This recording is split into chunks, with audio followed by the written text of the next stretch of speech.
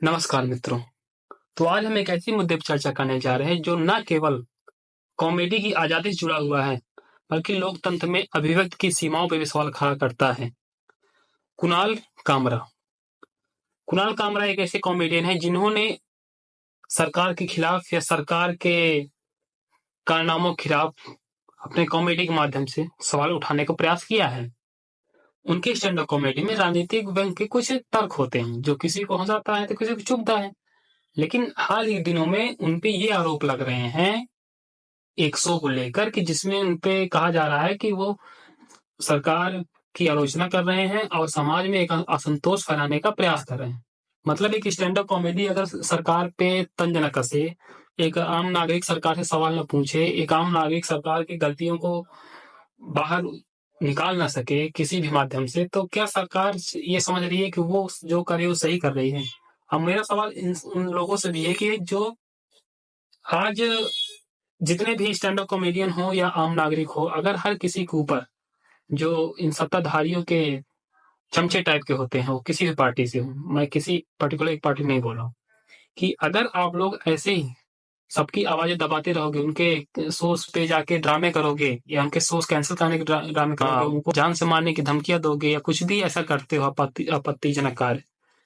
तो क्या सरकार आपके लिए कुछ ऐसा कदम उठाएगी जो आपके हित में हो? पहली बात, अगर आपके हित में सबसे बड़ा कदम ये होता है कि अगर आप बेरोजगार नहीं हो तो आपके लिए सबसे बड़ा हितकारी काम है।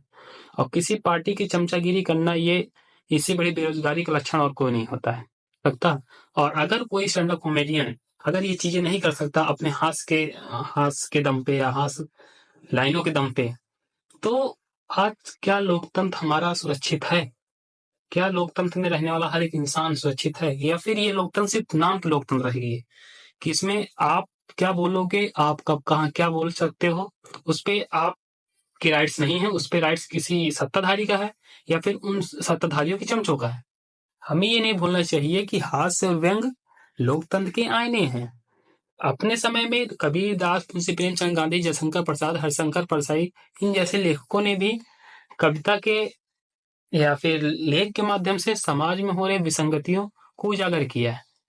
उसी प्रकार आज कुणाल कामरा जैसे कॉमेडियन भी उसी परंपरा को आगे ले जा रहे हैं और समाज में हो रही विसंगतियों को उजागर कर रहे हैं। लेकिन आज के दौर में चिंता की बात यह है कि अभिव्यक्ति की आजादी को राज विरोधी बताकर दबाने की कोशिश की जा रही है। अगर आज के टाइम पे कोई सरकार की आलोचना कर रहा है या सरकार की कुरीतियों को या सरकार के बुरे फैसलों को आलोचित कर रहा है या उसे उसकी विसंगतियों को उजागर कर रहा है, तो उससे राज विरोधी का टोपी पहना दिया जाता है कि ये देशद्रोही है, ये राज विरोधी है, ये मतलब सरकार की गलत नीतियों का, सरकार के गलत फैसलों का या सरकार के अंदर जो झोल झाल चल रहा है उस पे अगर आप वो सवाल खड़े करते हो या उसको आप उजागर करते हो, तो आप एक देशद्रोही हो। क्या यही लोकतंत्र की भावना है कि एक कॉमेडियन के जोक से हमारा या हमारी एकता खतरे में पड़ जाती है? क्या हम इतने नाजुक हो गए हैं? बात ये नहीं है हम नाजुक हो गए, बात ये है कि सरकार चाहती है कि हम कुछ भी करें, हम पे कोई सवाल न उठाए, और इसका पूरा ध्यान रखा जाता है उनके चमचों द्वारा। अंत में मैं यही कहना चाहूंगा उन सत्ताधारी चमचों से या फिर पूरे गवर्नमेंट से, कोई भी गवर्नमेंट हो XYZ, उससे मुझे कोई मतलब नहीं।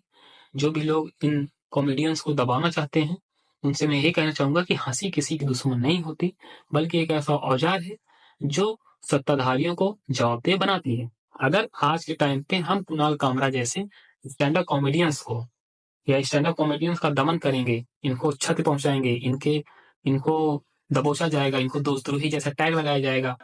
या इनको दबाने की सीधी-सीधी बात है, इनको दबाने की कोशिश की जाएगी, तो एक समय ऐसा आएगा कि कोई सत्ताधारियों से सवाल करना ही नहीं चाहेगा और हमारी ज़िंदगी बदतर बनती चली जाएगी। और मेरा कहना साफ है कि मैं इस वीडियो के माध्यम से सरकार से या इन चमचों से यही कहना चाहता हूँ कि मैं इस वीडियो के माध्यम से अभिव्यक्ति की स्वतंत्रता पर एक संतुलित दृष्टिकोण प्रस्तुत करने का पूरा प्रयास किया है कि कैसे एक संतुलन बनाए रखा जाए, कि सरकार को और भी बहुत सारे काम हो,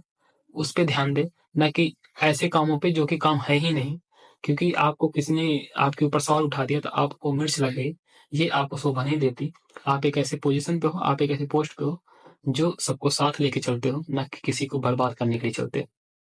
जय हिंद।